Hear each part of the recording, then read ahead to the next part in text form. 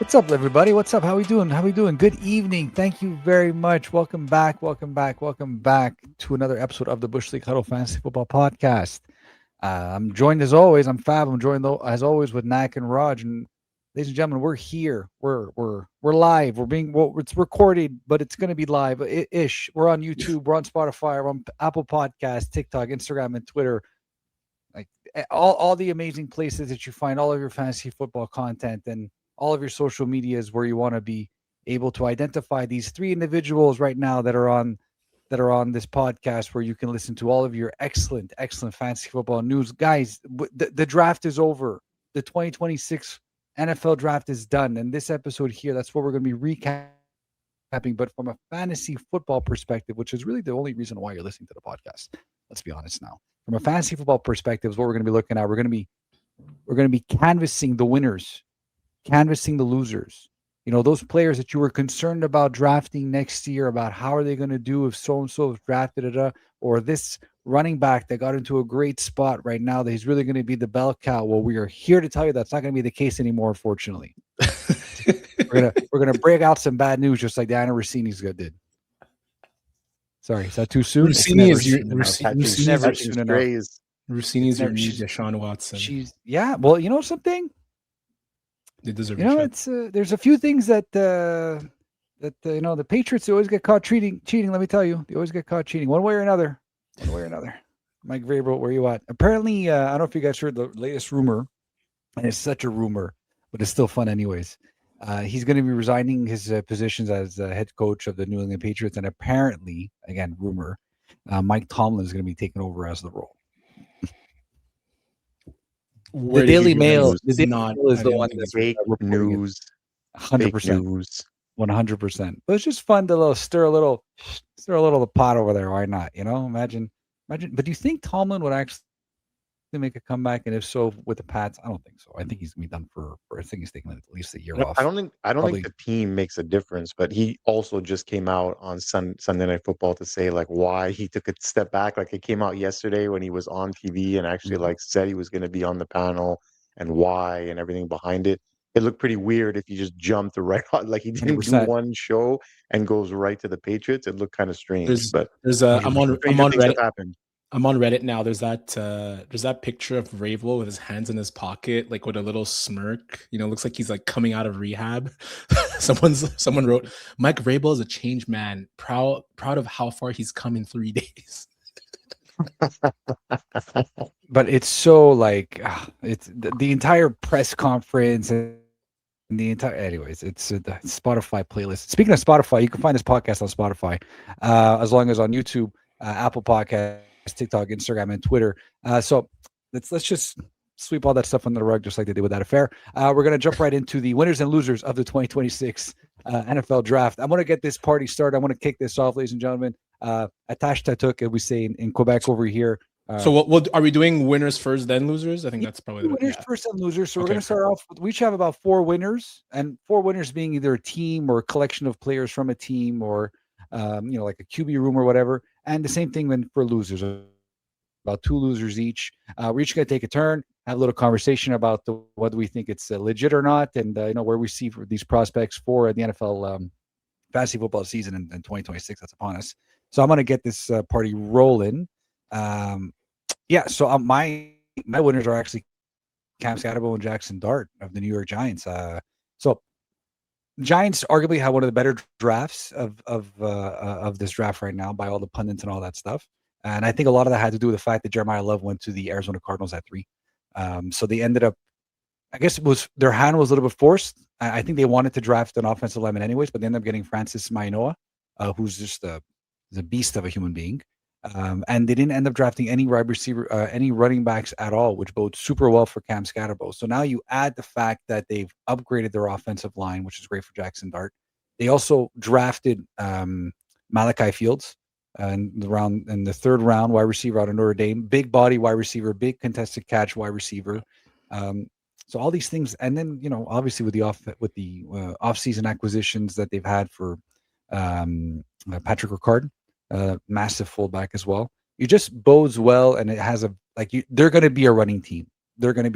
So you're looking at it from a fantasy football standpoint. Cam Skattebo is going to be back healthy. Jaxson Dart is going to have all of his toys to play with, and they're going to have a beefed up offensive line.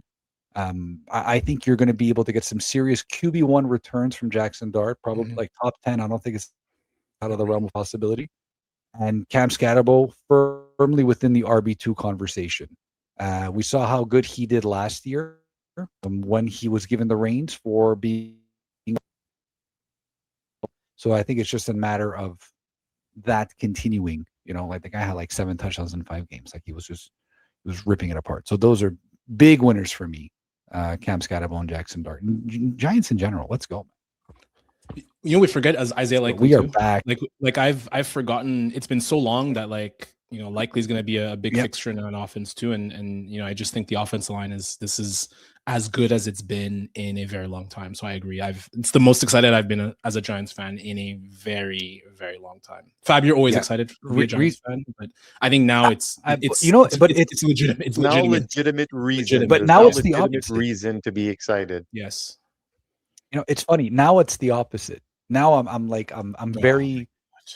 cautiously optimistic because like everything sounds right. So it's like, okay, something's going to break, but we'll see. But I agree with you with the offensive line. There he goes. Yeah, no, it's true. I agree with you with the offensive line though. Funny. Anyways, let's keep the ball rolling. We're going to continue. We're going to stay in the NFC East. Actually, another one of my winners is Jalen Hurts. So we all know that I've been very vocal about how I feel about Jalen Hurts and how he's such a fantastic quarterback that can barely throw for 3,000 yards. But however, I think I think the Eagles had a pretty good draft too. Like they drafted Makai Lemon. Makai Lemon. Drafted Makai Lemon. So he say what you want about his weird man. Very weird individual. Guys, so he's really profile perfect. Can I educate you guys? What? Educate us. He's just hood. He's just hood. That's it. He's just hood. Like, are we that white? Ready Roger? for something else? Are we that white? Is that you guys aren't. Actually, so I'm we're surprised. We're not white. We're Italian. That's not white. That's something Lucas would say. We're tan. We're tanned. He's just hood. Like that's it. Like he's just hood. He's 100%. But on top of being hood, he's also like an Amon-Ra St. Brown light, and I think that's kind of what they're drafting for right now. They did cut the grass of your Pittsburgh Steelers neck, which was pretty crazy. Embarrassing. Yeah, like that was I've never seen. They're gonna get sanctioned. Excuse me for that because they were on the phone with him, so they might lose some draft capital, or at the very least get fined for calling a player before they were on the clock, just because they knew the Cowboys were going defense. That's crazy. Apparently, and that's a no. You can't be calling athletes if you're not on the clock. It's Mickey Mouse. Yeah. Well, that's Howard. What's his name again? Howie Roseman. Omar Khan. Or Omar Khan. Oh yeah, the GM. Omar Khan is the Steelers GM, but Howie Roseman. Yeah, was. I still don't know how he managed to like he's a magician. He's a wizard, man. He's literally a wizard. He's a wizard. Yeah. Crazy. Anyway, Makai Lemon, also Eli Stowers, the nice body tight end, and on day 2 as well. So it's going to I think it's going to raise the efficiency floor for Jalen Hurts, and I'll give him some opportunity to throw in the middle, which he's been having some issues with. And obviously the passing ecosystem is going to be what it's going to be. It's going to be much more efficient, but it's much going to be safer as well. The rushing upside is always going to be there. But overall, I think this is a win for Jalen Hurts from a fantasy perspective. And now I've been reading a lot of rumors that AJ Brown is going to be traded post June 1st, I think. Obviously, a foregone conclusion. For cap considerations, it's like the worst kept secret and all that. So obviously big boost also for Makai Lemon as well. And we're going to see what that bodes for Devonta Smith, but that's going to be later on in the podcast. So stay tuned. My next winner of the NFL draft is actually the Browns quarterback room. And the Browns had a decent draft, man. Like they had very good draft. Yeah, they had 2 years in a row. Yeah. 2 years in a row. Yeah. The KC conception. See if Browns it up and screw it up. They were Dane Brugler of The Athletic had them as the best draft. Yes, I saw a lot of that. Yeah, it was really good. Yeah, no, you got to give kudos where it is. They've turned the corner, I guess, in the last few years of their drafting. Say what you want, right? When you have they've had a lot of picks, though. Like they've really been amassing a lot of draft capital, and eventually some of it has to pan out.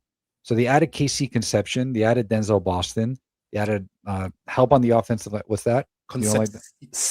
Concepcion. You gotta say Concepcion. conception. That's where you sound white. That's the whiteness coming out. This is the Wonder Bread, ladies and gentlemen. Sorry. The white way. Let me take some tequila. Concepcion. Oh my! Now we're getting a little bit too far. Added Casey Concepcion. Actually, but I am rooting for this kid. Jokes aside, I think he had like on a letter in the Players Tribune where he basically put the whole like league on blast type thing, but in a good way to say like, you bet on me and all that. Like I'm going to be the best wide receiver you're going to draft, and like you want to draft me. I thought that was really good. Like I really appreciate that type of stuff. Another wide receiver, Denzel Boston, and obviously a guard, Spencer Fano. So they already had Harold Fannin at tight end, who would look to have a pretty good chemistry going on with Shedeur Sanders last year. And just in general, like he seems to be quite the weapon. And you add, another set of young wide receivers, you beef up the offensive line. So it's a legit young core around whoever starts at quarterback, right? And I know there's been a lot of talk about who that quarterback is going to be because Deshaun Watson apparently is still practicing and all that. But regardless of who the quarterback is, I think at least for the most part, the Browns front office are doing their best to, sort of support the quarterback and the quarterback room, which this is the year, like it's make or break for Shedeur because there's enough talent. The offensive line is getting better. If it doesn't work out this year, it's 2027 with that amazing QB class. That's where you got to go. Yep. 100%. Bit of a curveball for next year. Sorry, what was that, Nack? There's going to be a lot of pivoting next year. This is a pivotal moment for a lot of QBs in the league because of the class coming next year. That's a great point. Yeah, that is actually a very good point. There's I see the JJ McCarthy's of the world and even the Michael Penix's of the world where they might just like screw it. There's a lot. You're not the guy. Yeah. Oh yeah, that's true. Yeah. Yep. That's very true. Wow. Yeah. That's a great point. Actually, I didn't think about that. Yeah, 2027 is going to be a very interesting year, ladies and gentlemen. Stay tuned. We'll be around to to recap all that fun stuff again this time next year. Got my last winner. Bit of a curveball, but the team defense, Dallas. So Dallas drafted Caleb Downs. Dallas drafted a fantastic safety in Caleb Downs. Everyone expected him to be an all-pro safety, a mirror image of Eric Berry. On top of that, they also got a little bit of edge help by drafting Malachi Lawrence and Jayshon Barhan in round 3. So you're looking at a team right now that really changed a lot of their defensive front. The D. Winters trade that happened in the offseason as well, the 49ers linebacker. They got Siobhan Revell Jr. healthy after the ACL discount last year. So, you're rotating a lot of guys like Rashawn Gary and Devon Izaraku. Thank you, Izaraku. This defense could be very interesting. Very interesting. And Caleb Downs having a general like him at the safety position where he went on, he was quoted like today or yesterday saying that college was too easy for him. Okay. Who said that? I don't like hearing that. I like him a lot. I like him a lot. He's like college was too easy for him. He can't wait to get the NFL. I don't like he's already started. I'm just I am the messenger. You're That's in the all messenger, I'm saying. yes. And I don't mind that. I really don't. Like I like to see a little bit of dog in my players. And Caleb Downs, it's going to be very hard for me to root against him because I really liked him coming into the draft. Same thing with Sonny Styles. Raj, you and I, we had a conversation back and forth about talking about who the Giants might be picking at 5 and 10. And when we found out that Dexter Lawrence was traded, we got the 10th overall pick. I'm like, let's just go Sonny Styles and Caleb Downs, baby. This has got to. We all thought it was that. And that's the problem with mock drafts. You get a preconceived notion of like what your team will be, and then there's disappointment. Like I saw on the Giants Reddit, there was a lot of disappointment that Downs was not picked. But anyways, we'll talk about the Giants defense later. But just for the Dallas defense, one of the things I've been reading a lot this offseason is the new defensive coordinator, Christian Parker. He came from Philly, Vic Fangio defense. I believe they're moving away from a 3-4 to a 4-3. So this is going to be a really interesting defense to watch with all the talent they added. So it's going to be really, really quick. Quinnen Williams, obviously, we forgot about that aspect. So really going to be very true. That was a big trade, man. Yeah. It's funny because Jerry Jones said that Micah Parsons could turn into 5 players, and the players that they drafted and got for him, Dude, great he point. was like, Yeah. when you hit what, like, for all the criticism Jerry Jones got, he turned Micah Parsons into a huge Yeah. defensive overhaul, and it could be Yeah. a bunch of stars for Micah Yeah. Parsons. So, we all call him that feeble old man, but he did No, exactly you what got he to give him said it was props, going to man. be, and he stood in front of the camera and he mentioned exactly that. And You got to look, give him again, props. we don't know what these players are going to become, but on paper right now, he really hit the jackpot Yeah. on that Micah And Parsons and, trade. mean, and meanwhile, Micah's been injured, I think, 2 straight years. He's just coming off an Yeah. ACL, right? Like, you can't predict that, but it's a really good point. I'm like, if I'm the Cowboys right now, like, I'm not upset that I got that Micah Parsons not on my team anymore. Like, I don't know, man. Like, he's such a dweeb. Anyways, Mike, if you're listening, we love you though. Like, you wanna come on the podcast? We'll just like I I haven't heard anyone call someone a dweeb just in a very long time. Just like you did with Barstool or whatever you did over there with Malik Neighbors, and just like calling on every single player and then like showing them love right after when you had them on the camera. We can do the same thing for you. So I think the Dallas team defense is going to be interesting. But Nak, that's a great point because it's Frank Clark, defensive tackle, Quinnen Williams, obviously Caleb Downs, Malachi Lawrence. I know I'm talking about rookies over here, but still, like this is legitimate, like, and very interesting and somewhat young defense too that's going to be making its way. The NFC East and even Washington too. The NFC East is going to be a very frustrating division. So those are my 4 winners. I'm going to pass the word over to Mr. Pittsburgh Steeler Yinzer himself over here in Nacarado, who's going to take over the mic right now and give me his winners.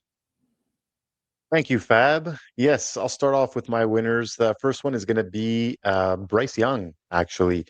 They drafted a left tackle, Wendell Freeling. I know a lot of people said that they reached a little bit for him, but that was a really, really position of need for Carolina. So I'm not looking at it as too much of a reach. They really needed that for Bryce Young for sure. Drafted another wide receiver in the 3rd round in Chris Brazel. So huge vertical option, kind of like a George Pickens style, lengthy speed comp. And it was also the first time they didn't draft a quarterback alongside of him. So I think there is good faith they're putting faith in Bryce Young this year. But again, we just spoke about it. This is another make or break year for him as well, because with the 2027 class coming right behind them, I'm sure the Panthers will not hesitate to take one of those top guys if they do finish bottom of the league.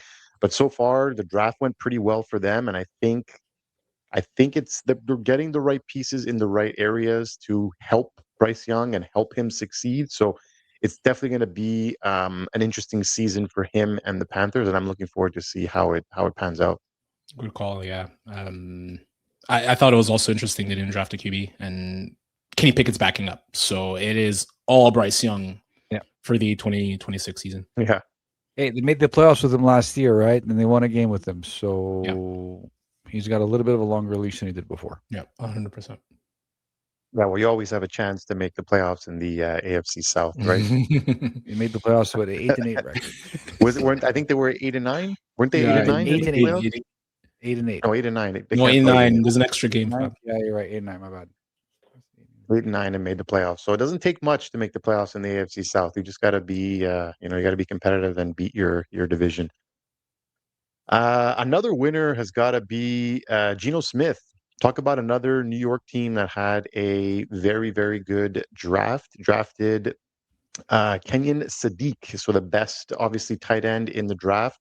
Got very, very good value with him, and then managed to come back into the first and grab Omar Cooper Jr. So a lot of people thought that they could have had Lemon instead of Sadiq, that they were going to go Lemon there, but they passed and went with the tight end option. So now you have a room with Garrett Wilson and Omar Cooper Jr. and Kenyon Sadiq all in one offense here. They still have the other tight end that they drafted last Mason year, Taylor. Yeah. So they've got 2 tight ends that could be playing a lot of 12 personnel potentially next year with 2 tight ends on the field. So there's definitely more options there for Geno. Obviously, they're looking for him they're hoping he can succeed and find that touch he found early on in Seattle, bring that back. So But again, that is another team to watch. I think they have 3 first-round picks next year. So I think the biggest pressure is definitely going to be on Geno Smith. They got you the weapons. This is the time to either because even his contract is structured in a way where it's a 1-year deal potentially. So I think they have an out with Geno Smith. And with 3 first-round picks, they have all bunch of ammo to go up and get Tank Commander next year. Tank Commander. Well, it might not even be just Geno Smith. I saw some rumors today that Russell Wilson is visiting the Jets. Oh, yeah, I saw that too. Yeah. I think it's honestly, he just probably wants to keep living in New York, so he'll go and take a backup job. But it's funny because Geno Smith backed up Russell Wilson for Jets 1 year. Country, let's fly. Jets Country. Wait. That's awesome. That is awesome. Yeah, he's gonna definitely come up with some stupid catchy one. That's for sure. Jets Country, let's fly. Steelers Country, let's well. Oh my God! There was so many dumb ones. There's so many dumb ones. What was the Broncos Country? Let's ride. That was the worst one. That was it. That was the one. That's the one that started it all. Yeah. Next winner here has got to be the Steelers QB room. So, as we mentioned earlier, they were targeting Makai Lemon, but got jumped in line by their state rivals, the Philadelphia Eagles. I had to pivot and drafted O-line Max Ahinachor. I don't know how to say that. Not bad. Nigerian born. Yep. Huge upgrade, but he's very, very raw at the moment. So not necessarily going to start, but obviously with the concerns about Broderick Jones's neck and may not play again, probably going to start Dylan Cook and then hope for Max to come in and protect. It was 2.5-year starter at Arizona, actually, but he really only started playing football 4 years ago. He was playing basketball and soccer before that. So he is extremely raw, but apparently the O-line coaches gushed over him and really loved this pick. So I'll give them the benefit of the doubt right now, but it was kind of a weird pick. I was watching McAfee and Bill Cowher mentioned his name and he was so passionate about it. I'm like, oh my God, they're definitely going to draft this O-line. It's true. Cowher seemed to know quite a bit about him. I was watching it too.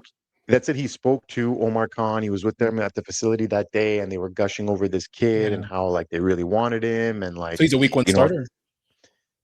I don't think so. I think he's just way too raw to be a week 1 starter. I think they're going to give Dylan Cook the start, and hopefully by mid-season he has enough reps under his belt. I'm curious to see him in the preseason too. Then they drafted, so they missed out. Obviously, I thought they may have gone Omar Cooper Jr., but maybe it was a little bit too rich for their blood at 21. So they pivoted and they traded up in the 2nd round to draft Jeremy Bernard out of Alabama. I really, really like this physical wide receiver. I think it's like a Pittsburgh Hines Ward type kind of receiver. Yeah. I feel like the physicality. He's going to block. He's not going to take any days off. It's not going to be, George Pickens who doesn't like to block. Or it's one of those. It was a Steelers pick. It was one of those guys that was destined to be a Steeler. So I definitely love that. So I think like last year, their wide receiver room could have been considered probably bottom 5 in the league. And I think with this pick and the addition of, why am I blanking on his name? Michael Pittman Jr. Wide receiver. Pittman, exactly, with Pittman Jr. I think that vaults them into the top 10 at the position as a team from one offseason to another. So it was definitely great to see another wide receiver drafted. But I don't know. Well, first, it remains to be seen who the week 1 starter is going to be at this point, but definitely a good position for the QB, whoever that is, to be in at this point. Another winner here, I have Jadarian Price, running back, who was drafted by Seattle. Oddly enough, Seattle was trying to trade out of that pick from the day before even the draft on Wednesday. It was like the worst kept secret. They kept saying like, call me. And I think they benefited the best by actually making this pick. Raheem Mostert type player, speed, scheme fit in Seattle with their run heavy defense. He was that 1-2 punch with Love at Notre Dame. So, and then, Zach Charbonnet, probably not going to play this year. If anything, he was injured late. Was it late? Is it the Super Bowl or NFC Championship game? Where he was injured. Niners or the Rams? I don't remember. either way, it was either way it was playoffs late into the year. So if he plays, it's really going to be later on. And then you have Emmanuel Wilson, who's now the clear backup there. So I think even like Jadarian Price comes into a wonderful situation. Seattle wants to run the football. This is going to be honestly RB2 for sure. I think right off the bat, Jadarian Price this year, and he's just going to benefit from that run scheme and that. And I think it was the perfect fit for him to go to. I don't know about you, what you guys think, but I can't wait for like preseason where we talk about like draft position and everyone's going after Jeremiah Love in like, you know, the top 10, and then Jadarian Price is just sitting there like in the 8th round, 12th round, and he becomes the guy who, you know, just has as good of a season. You know, he had some really good numbers at Notre Dame. So when we did our preview on running backs, right? Like pre-draft. So if you, ladies and gentlemen, if you didn't listen to that episode, like please take a listen, and then come back to this one. So we first thing we mentioned about Jadarian Price was that he's the perfect committee back, and he goes to this scenario with the Seahawks, and we even said like he should go to the Seahawks. Who does he have to compete with touches with? Emmanuel Wilson, who's like a career backup, right? Like he had a few good games in Green Bay, you know, but like he came on to Seattle for depth. You know, and like to be a committee back. So the same thing with Jadarian Price right now. Like Jadarian Price, like should be drafted next year in 100% of leagues. Well, for sure. Like the starting running back. He's definitely going to be drafted. He's starting running back. Well, it's going to be a committee for sure, but like 1A, 1B, and it's going to be he's going to get volume. And he's going to be an RB2 and worst case of flex play, like all of next year. And then just quickly, honorable mention, Malik Willis, potential winner. Still too early to tell, but the GM really built an offense around him, drafted big old lineman, Caden Proctor in round 1, then also drafted some wide receivers in Caleb Douglas and Chris Bell on day 2. There's not really any QB competition that was brought in. So I think, again, this is another one of those QBs where Miami figures to not have a great team this season and probably vying for a top 2 pick next year. So Malik Willis could easily find himself as a one and done in Miami as well. Honestly, like, yes, they did well, but I think I expect them to struggle mightily in year 1. So I'm not too sure it's going to work out so well for Malik Willis. And I think they are, as much as, you know, it pains me to say it, but I do think they're probably going to finish either last or second to last this year. The roster is just not good enough to compete. Very tough division as well. So not looking good for Miami, but, you know, you have the Manning next year. So I think Willis is just in a really tough spot here. He could do great, but chances are probably not.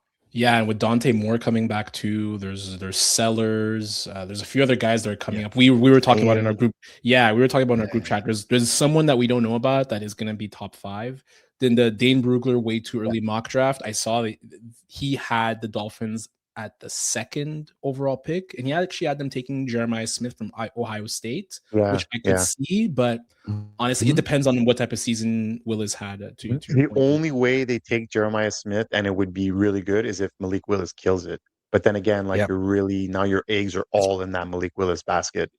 If they get the first overall pick, like you're taking Arch Manning, like. I don't care.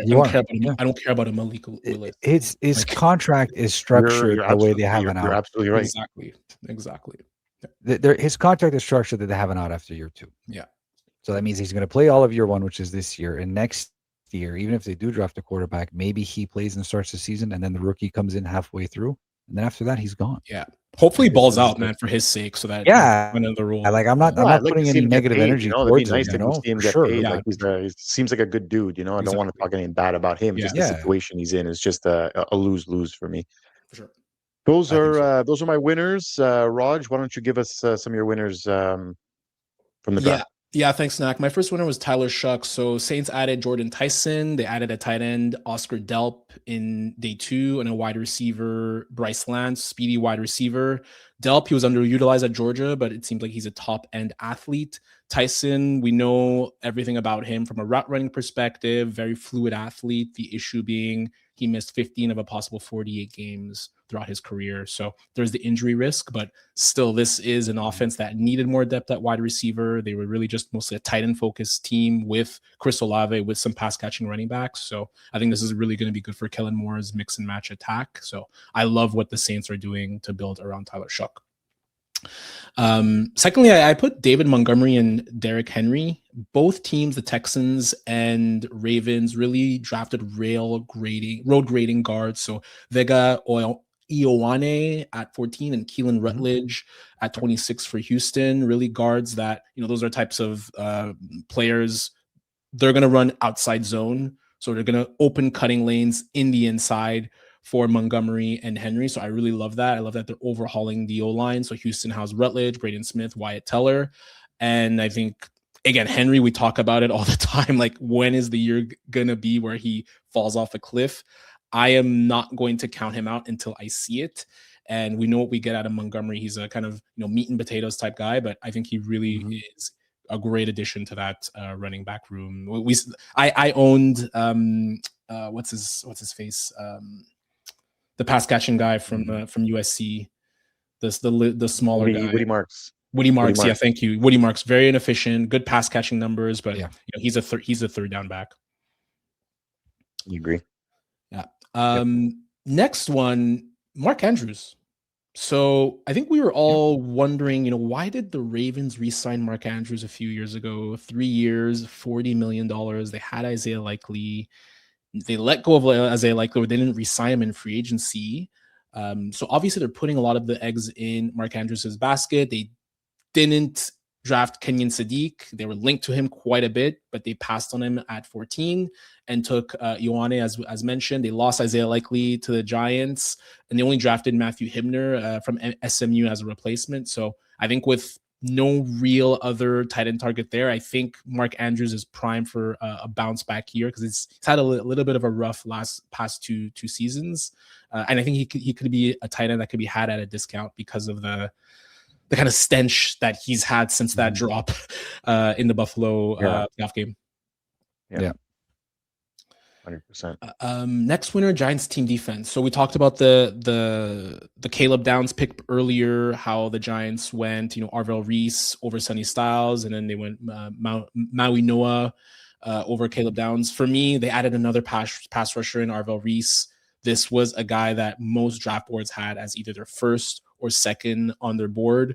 You add him to a defense with Tremaine Edwards, there's Brian Burns, Kayvon Thibodeau. From everything I've read, there's no inkling that he's going to be traded at all. So Abdul Carter, Javon Holland, this is going to be an amazing defense. So if you're still playing team defenses, which most people are, sacks from a sacks perspective, potentially turnover perspective, I think the Giants had a hell of a draft from a defensive perspective, and I think we're all really giddy about that aspect of their team. There's a hell of a lot of pass rushers, that's for sure. There's going to be but it's a NASCAR package. Is that what they're calling it now? Like there's a lot of ways to get to the quarterback for sure. And everything I'm reading is with the 3-4 defense, Reese will play weak side linebacker. Tremaine Edwards will play on the inside, so they'll be able to rush Reese from the inside. They're going to move him around. He'll play some edge, and he'll drop a lot of off ball. Yeah, Reese played a lot of off-ball linebacker too when he was at Ohio State. I know we're talking about like Sonny Styles got a lot of the attention in that regard, and understandably so. Just that Reese was rushing a lot more on the edge, but Reese is primarily is a linebacker, and just really gets to the quarterback. And his defensive coordinator at Ohio State was Matt Patricia. Say what you will about Matt Patricia, he knows his stuff from a defensive perspective. I'll go one step further, Rod. You know who his linebacker coach was? The Road James Laurinaitis. James Laurinaitis. So it's the guy's a pretty pedigree for this stuff. And but again, cautiously optimistic. Let's keep the ball rolling here. Yes. So we love to see what the Giants defense looks like next year. It's going to be interesting. Yeah, you and me both. And my last I guess tepidly winner. Makai Lemon, yes, he's going on a new team. He's going with the Eagles. I think he can be a winner. I think he can be a winner. Maybe taking over some of what AJ Brown is going to give up when he gets traded to the Patriots. But just something to factor in, I want to mention was that Lemon is a very slot heavy player, field separator, yak guy. So he's going to be catching passes down the middle in theory. But Hurts ranked dead last in middle of the field throws in 2024 and near the bottom in 2025. So it's too early to tell. He could easily be a winner because he's going to supplant a lot of what potentially AJ Brown would have done. AJ Brown is a big slant and go type player, and I see that happening with Lemon. But as we said, Jalen Hurts is going to have to change a little bit the way he plays to really utilize Makai Lemon in the middle of the field. So those are my winners. Maybe I'll just go ahead and talk about my losers while we're there. Why not? Beautiful. So you guys talked about Nike talked about Jadarian Price earlier as a winner. I actually have Emmanuel Wilson and Zach Charbonnet as losers. So this is an easy one. Charbonnet, as we mentioned, is likely not going to be back until mid-season, and Emmanuel Wilson, I think, was probably signed as the likely potential starter until they signed Jadarian Price. For sure, when you think about a rookie running back, there's ball security, there's pass protection, but I think for me, this is a clear sign that Wilson and Charbonnet are going to definitely have to be deprioritized. Already, we talked about it. The Seahawks are the type of team where it's really hard to trust who the running back will be. They've been in committees for the past few years. But for me, this is one where Emmanuel Wilson and Charbonnet, they're clear losers. And then my second loser, Harold Fannin Jr. and Jerry Jeudy, benefited from poor receivers last year, the dysfunctional offenses. Kind of think Geno Smith with the Dolphins in 2024, where there wasn't much wide receiver help. So it was like easy dump offs to the tight end for them to make quick yards. That might not be possible now that the Browns have Concepcion and Boston. That passing offense won't necessarily rely only on short targets to Fannin. So with two potential, TBD top 40 wide receiver picks, the team can't rely on Fannin as much as they used to. So he becomes a loser. And Jerry Jeudy, who knows what's happening with him already with the Browns. It was a bit of a struggle the past 2 years after that trade, aside from a few games. Last year, he had a really, really tough year. I think he's someone who could go undrafted very easily. I was about to say, Jerry Jeudy's going to be on my do not draft list. I don't want anything to do with him in 2026. Harold Fannin, wait and see. I'm going to take a wait and see approach. But I don't disagree, though. These guys definitely are on the wrong end of targets right now with everything that they drafted. Yeah, definitely. So those are my losers. Nak, you want to give us your losers from the draft? One of the big losers has got to be RJ Harvey from the Broncos. The Broncos already had a full-fledged committee going on there with, J.K. Dobbins as well. And then they went ahead and drafted Jonah Coleman in round 4. So Sean Payton loves his running backs. There's no surprises there. It's just weird to see them drafting another one after, Harvey did pretty well. He's not a typical 3-down back, and Sean Payton just doesn't roll like that anyways, right? There's no workhorse back in his backfields. It goes back to the days, we've said this many times, it goes back to the days with him with the Saints and how Mark Ingram and Kamara split carries. It's just, he's going to get a lot of passing down work. He definitely will be. He will be on third down. He will be on the hurry up offense, but it's going to just be hard to find week in and week out value with Harvey because you're kind of rolling the dice on when he's going to get those, 6 catches for, 45 yards and 2 touchdowns. And then, the other week he goes for 4 carries for 14 yards and 1 catch, 10 yards. So just really, really weird. If I could say something, that team needed speed at the wide receiver position. I don't understand why they didn't go for a speedy wide receiver. I don't see why they needed another running back. I was surprised. They probably could have gotten Zachariah Branch. There's a few other wide receivers they could have gotten. That was a really big head scratcher. I mean, they have a lot of wide receivers. They just traded for Yeah, their Waddle wide receivers too. room. Yeah, I kind of understand not going for wide it's a pretty receivers, full but room. Yeah. yeah, the it's room true. is Yeah, kind of jam packed. You've do we got like anyone? Do we really like anyone in that room? look. What's the issue? There's Like, a I don't bunch know. of wide Really? receiver threes. They're starting to look a little bit Yeah. like Green Bay, right? Yeah. If we're being Yes. honest, like Yes. there's just a bunch of wide receivers that are We, kind of like interchangeable. from a draft perspective, you don't want to use up a high pick. Like in fantasy perspective, I'm saying you don't want to like really use up a high like 3rd round or 4th round pick for one of their wide receivers because Like it's Sutton not is as still if there. Waddle yeah. is there. Franklin is there. Who's the Yeah. other guy? Guys, There was another guy that's there. Pat White, I believe, or Bryant. Sorry, Pat Bryant. Pat Bryant. Pat There's Bryant. also and the Like, tight end, but Evan Ingram is there too, right? So there's a lot of mouths to feed. there's a from lot of offense. wide And Bo receivers Nix, there. Sure, Franklin. is Bo Nix gonna throw for 5,000 yards? I don't think so. But Nick is the only guy I like on that team at this point. Honestly, I want to avoid. Yeah, everyone. Nix I is the really only want to avoid fantasy anyone viable. there.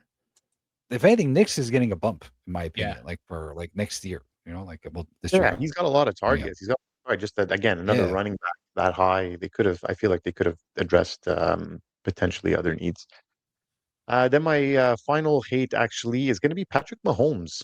Chiefs went very uncharacteristically went defense with their first 4 picks in the draft. And what was their biggest concern last year, guys? The offensive line, right?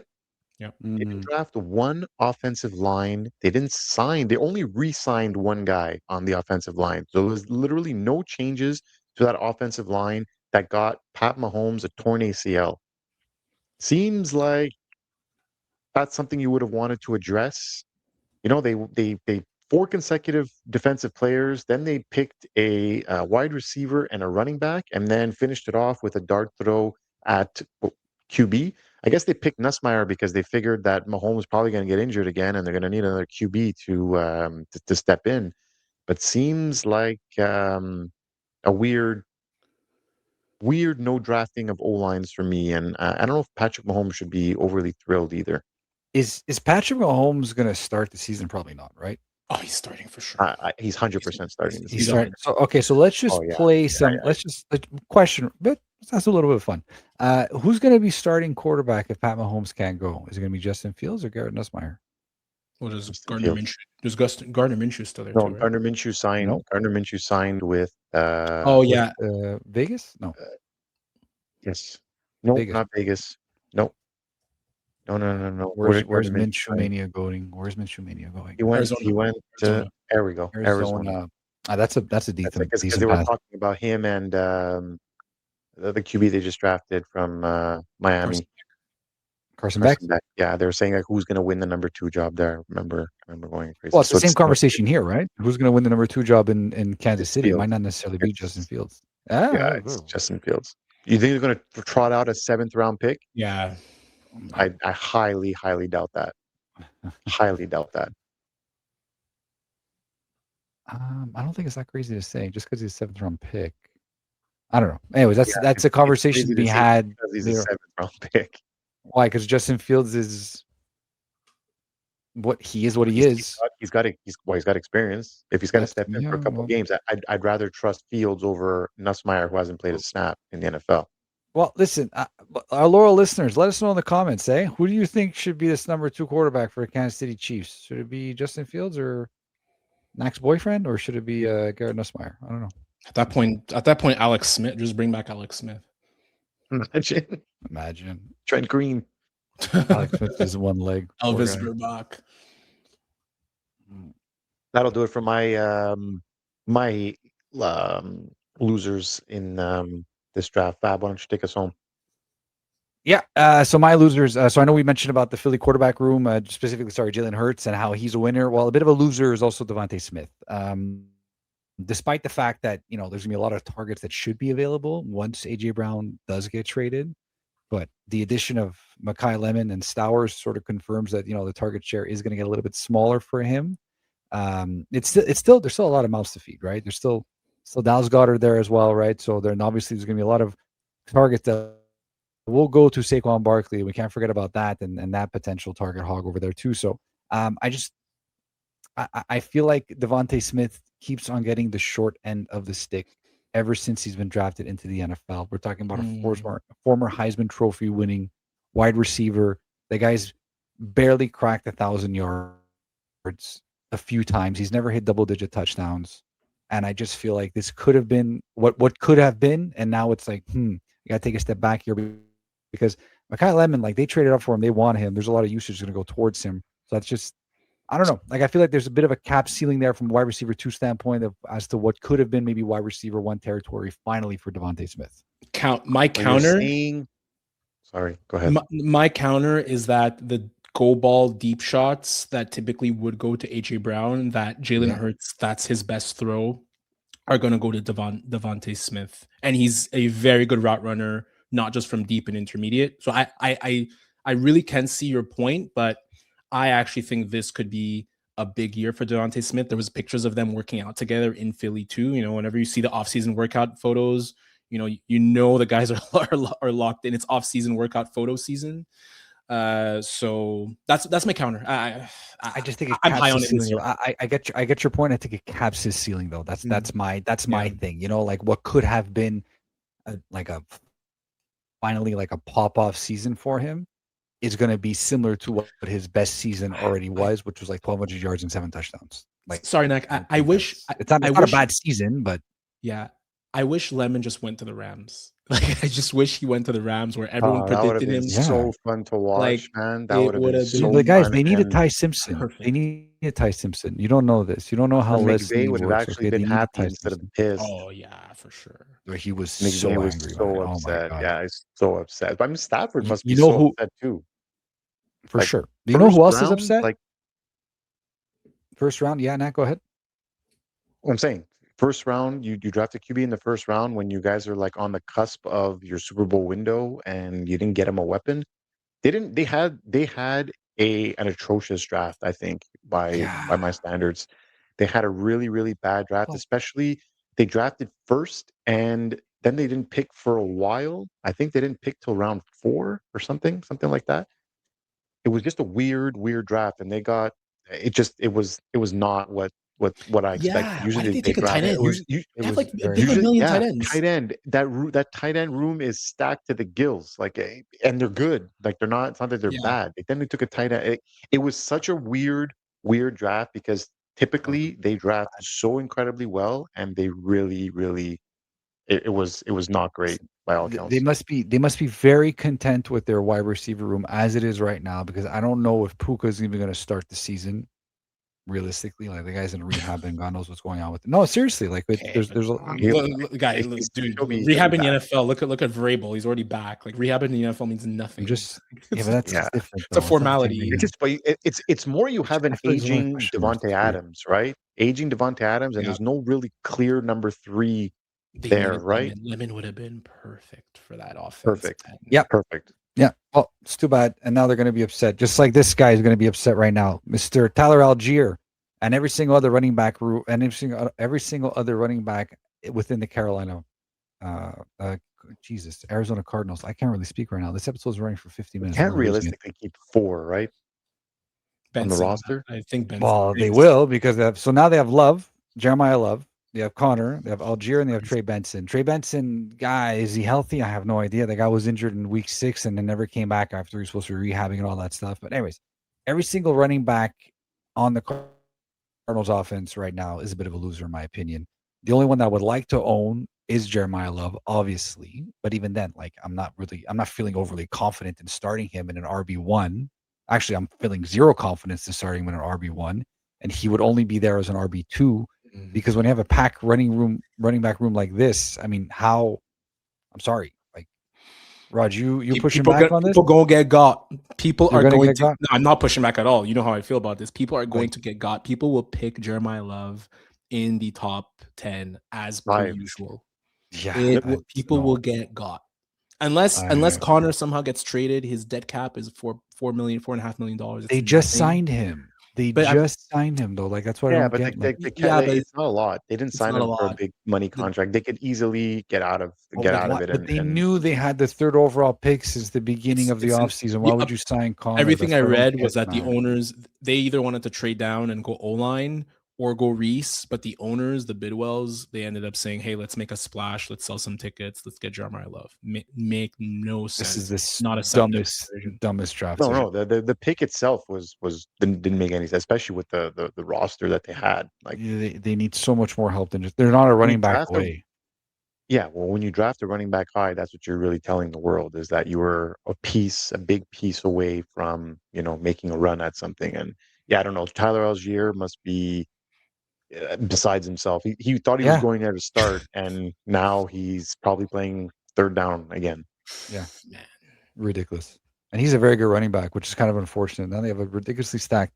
Oh, and they have Zonovan Knight, the Bam Knight. Is he still there? Yeah, he's on the roster. Oh my god! I feel like he's probably going to get released. He'll get released for sure. He's not going to make the 53. And I think I agree with Raj. I think they cut Trey Benson. I think he's the odd man out. They have six running backs right now on that roster. Yeah, it was because the rosters are at 90 right now, so they're obviously going to have they need bodies in camp and for preseason. But Bam Knight is gone, and we might see one or two of these guys back on the practice squad if they don't find a home somewhere else. But I think the three primary ones they keep has got to be Love, Connor, and Algier. Whoever it is that they keep, I'm not even looking to draft any single one of them apart from Love, and that's going to be way later on at the end of the draft. Well, in the later rounds, at the end of the draft, but in the later rounds. Ladies and gentlemen, that's later rounds. But yeah, well, if he is, he's there. And if he's not, that's fine. It's going to be somebody else's problem, somebody else's headache. Sometimes you got to let other people draft headaches for you. Something that the Cardinals don't realize when they make their drafts. Oh, my goodness. But it was a very, very, very interesting NFL draft. And it obviously makes our fantasy season all that much more interesting. So with that, ladies and gentlemen, thank you very much for listening to this wonderful episode where we've sort of recapped the more polarizing points of this draft. Please find this episode on all of our social medias like you normally would. On our YouTube, on our Spotify, Apple Podcasts, TikTok, Instagram, and Twitter. I mean, listen, we're going to be back here in a few weeks to recap some more Dynasty stuff. We're going to be having our bi-weekly episodes now for the remainder of the summer, and then we're going to kick it off on a weekly basis going on once we get closer to August and September where the real fun starts. But as usual, I mean, listen, I'm Fab. We got Nak, we got Raj, and we're the Bush League Huddle Fantasy Football Podcast. Roger, cue the music, please. We are out. We are out. It was a long draft cycle, man. I'm very happy the draft is done. It is. I thought it was going to be a lot crazier than it was. They were speaking about a lot of drafts, but no one wanted to give up that 2027 draft capital. Nope. No one was giving that up. Nope. It was like gold. At all. We're going to see. Right now, there's going to be another quarterback that's no one ever heard of until the day before the draft, just like it always is. Because Fernando Mendoza was on everybody's bingo card of being the first overall pick. And Garrett Nussmeier going seventh round. Anyways, good night, everyone. Thanks for coming out. Peace. Bye-bye.